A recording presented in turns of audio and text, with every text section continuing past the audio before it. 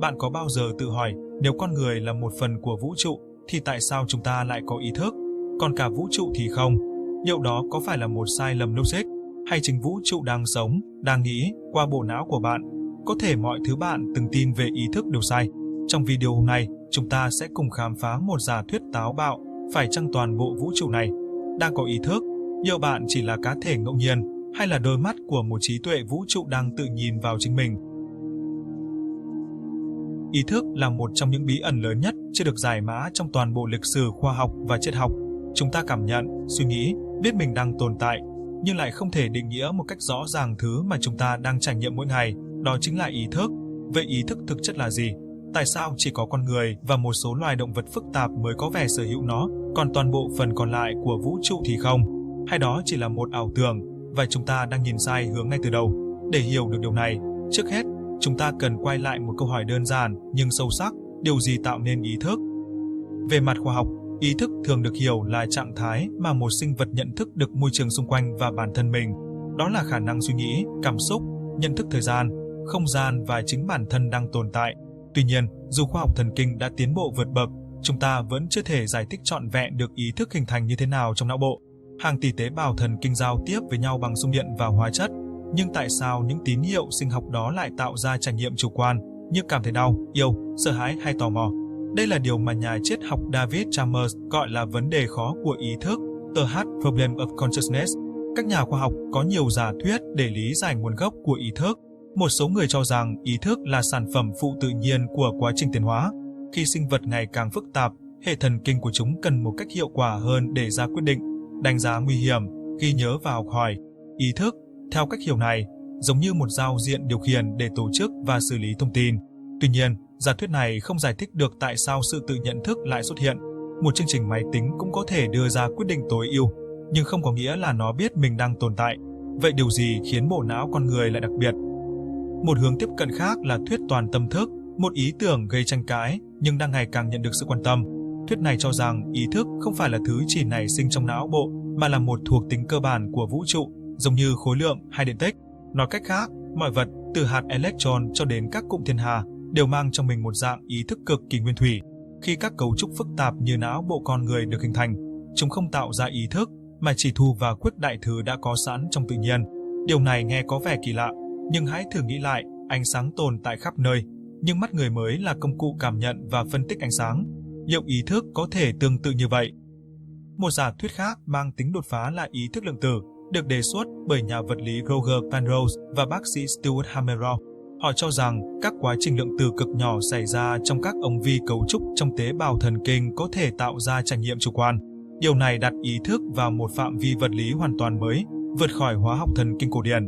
Tuy nhiên, thuyết này còn gặp nhiều phản đối vì chưa có bằng chứng thực nghiệm rõ ràng, và việc duy trì trạng thái lượng tử trong môi trường ấm nóng, hỗn loạn của não bộ là cực kỳ khó. Thế nhưng, dù theo hướng nào, tất cả các giả thuyết đều dẫn về một mối nghi hoặc sâu sắc, làm sao vật chất, một thứ vô tri, không cảm xúc, lại có thể tự nhiên sinh ra ý thức, thứ trừu tượng và đầy màu sắc đến vậy. Đây chính là điểm khiến nhiều nhà khoa học bắt đầu quay lại với các câu hỏi mang tính triết học. Có phải chúng ta đang nhìn sai hướng ngay từ đầu? Có khi nào ý thức không phải là sản phẩm của vũ trụ, mà chính là nền tảng cơ bản, và vũ trụ chỉ là một biểu hiện phụ của nó?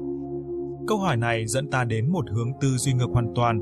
Thay vì cố gắng giải thích tại sao ý thức lại nảy sinh từ vật chất, hãy thử hỏi, có khi nào toàn bộ vũ trụ này đã luôn có ý thức, giống như một đại dương vô tận của trí tuệ, trong đó mỗi sinh vật sống, kể cả con người, chỉ là những gợn sóng nhỏ bé nổi lên rồi lại tan biến.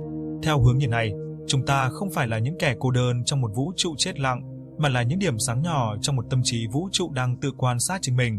Một số nhà vật lý hiện đại cũng bắt đầu đặt ra những câu hỏi tương tự.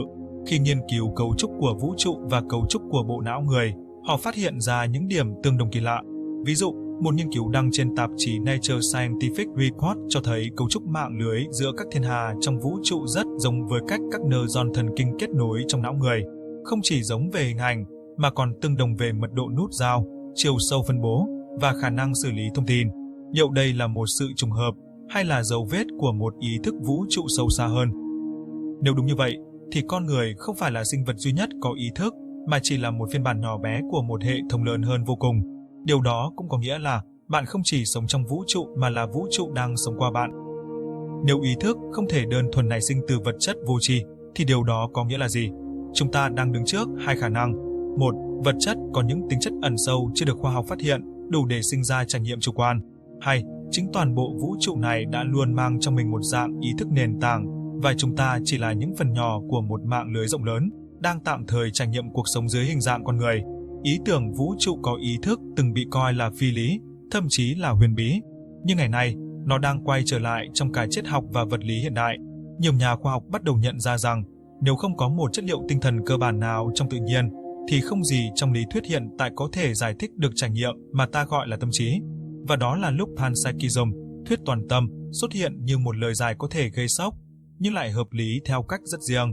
Panpsychism cho rằng, tất cả vật chất trong vũ trụ đều có một mức độ ý thức nguyên thủy nào đó, không phải một cái bàn biết nói hay một hòn đá có thể suy nghĩ, mà là những phần tử cơ bản cấu tạo nên vật chất, electron, proton, quark, có mang trong chúng một dạng chủ thể tính cực kỳ thô sơ, và khi kết nối với nhau theo cách phức tạp hơn, chúng tạo ra ý thức như chúng ta đang trải nghiệm. Theo góc nhìn này, não bộ không tạo ra ý thức, mà giống như một bộ khuếch đại hoặc anten bắt được và tổ chức ý thức từ vũ trụ. Bạn có thể cho rằng đây chỉ là giả thuyết điên rồ, nhưng hãy nhớ, trong lịch sử, rất nhiều điều tưởng chừng phi lý lại trở thành sự thật. Trái đất hình cầu, không gian có thể cong, hay ánh sáng có thể là hạt lẫn sóng cùng lúc. Vậy tại sao lại loại bỏ một giả thuyết chỉ vì nó đi ngược lại dây giác? Bây giờ, hãy nhìn vào những dữ kiện đáng kinh ngạc. Một nghiên cứu so sánh cấu trúc của não người với cấu trúc của vũ trụ đã phát hiện rằng chúng có những điểm tương đồng đáng chú ý. Mạng lưới các neuron trong não và mạng lưới các thiên hà trong vũ trụ, dù khác nhau về kích thước hàng tỷ lần, lại có chung một loại cấu trúc phân bố, chung mật độ nút giao và cả cách truyền thông tin. Điều này gợi ra một khả năng, ý thức mà chúng ta trải nghiệm có thể chỉ là một phần nhỏ của một hệ thống rộng lớn hơn, một ý thức vũ trụ mà chúng ta vẫn chưa thể nhìn thấy trọn vẹn. Thậm chí, một số thí nghiệm vật lý lượng tử cho thấy rằng sự hiện diện của người quan sát có thể ảnh hưởng đến kết quả của một hiện tượng.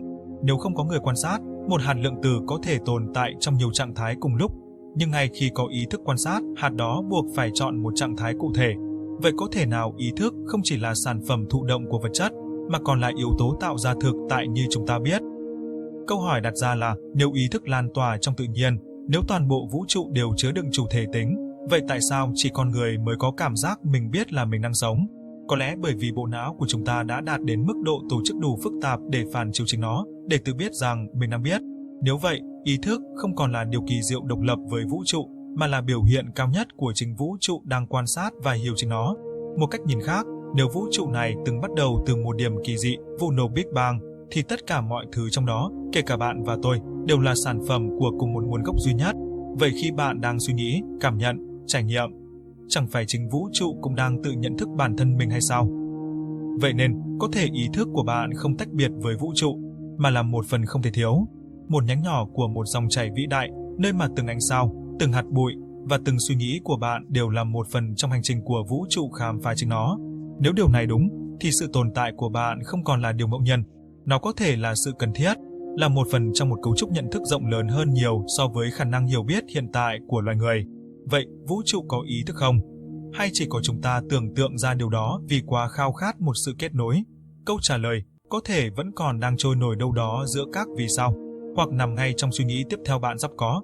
Nếu bạn thấy những câu hỏi này hấp dẫn, hãy để lại bình luận cho mình biết bạn nghĩ gì. Vũ trụ theo bạn có ý thức không? Đừng quên like nếu bạn thấy video hữu ích, share cho bạn bè cùng nghiền ngẫm và đăng ký kênh để không bỏ lỡ những hành trình khám phá tiếp theo, nơi khoa học và triết học cùng nhau vẽ lại ranh giới của thực tại.